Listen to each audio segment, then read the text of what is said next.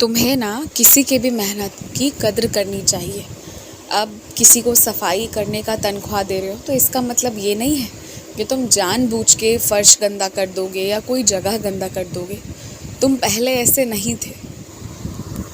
तुम्हारे अंदर पहले हर व्यक्ति के प्रति बहुत करुणा भरी हुई थी। किसी के भी कारण ना अपनी इस अच्छाई को कभी मत छोड़ो। यही बात तो मुझे तुम्हारी बहुत आकर्षित करती थी ना, जिसके कारण मैं तुमसे बहुत प्यार करता था और अभी भी करता हूँ। अच्छा, एक बात सुनो, अगर तुम पाठ नहीं कर पाते हो ना तो तुम एक काम किया करो, ध्यान किया करो। ध्यान करने से ना बहुत सारी चीज़ें मालूम होती हैं।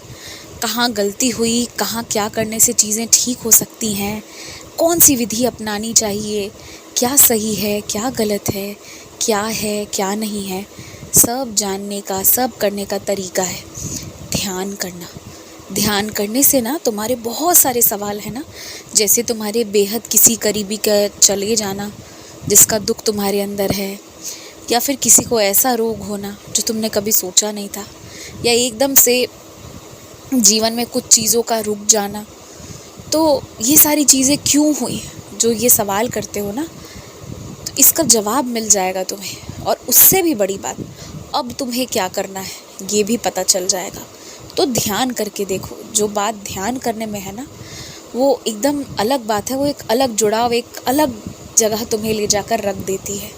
इस बात को समझो बस।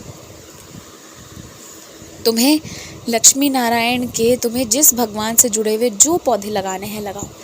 पौधे लगाने की अपनी एक अलग बात होती है, एक अलग खासियत होती है, और लगाने से एक अलग खुशी मिलती है और मन में एक शांति, एक विश्वास बनी रहती है। पर यकीन मानो, वो पौधे अगर नहीं भी लगेंगे ना तो भी माँ लक्ष्मी को जो कृपा करना है वो करेंगी। तुम्हें जो अच्छाई करना है वो तुम्हें करना ही चाहिए।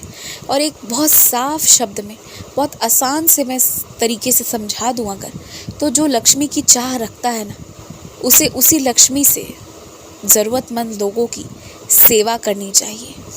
किसी मजबूर व्यक्ति का हाथ थामना चाहिए और उससे रास्ता दिखाना चाहिए, साथ देना चाहिए। जो ऐसा करेगा उसके घर में कभी भी धन संपत्ति की कमी नहीं होगी।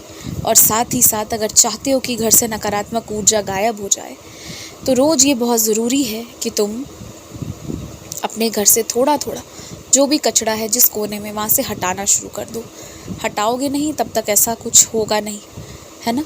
नकारात्मकता को हटाना है तो कचरे को हटाना शुरू करो। जहाँ गंदगी होती है वहाँ नकारात्मकता आती है, और जहाँ सफाई होती है वहाँ सकारात्मकता आती है। और ये बात तुम मुझसे बेहतर जानते हो, अनुभव कर चुके हो, फिर भी ये गलती कर जाते हो। और मुझे ऐसा लगता है ना कि तुम्हें अब थोड़ा सा अपना हाथ बांध कर चलना चाहिए। आने वाले कुछ दिन सोच समझ कर खर्च करो, ज़्यादा खर्च मत करो और चिंता मत करो। तुम्हें जो पैसे मैंने दिलवाए हैं ना, वो अब तुम्हारे पैसे हो गए। तुम्हें किसी को देने की आवश्यकता नहीं पड़ेगी, ये बात के लिए तुम आश्वस्त रहो। आयुष्मान भव।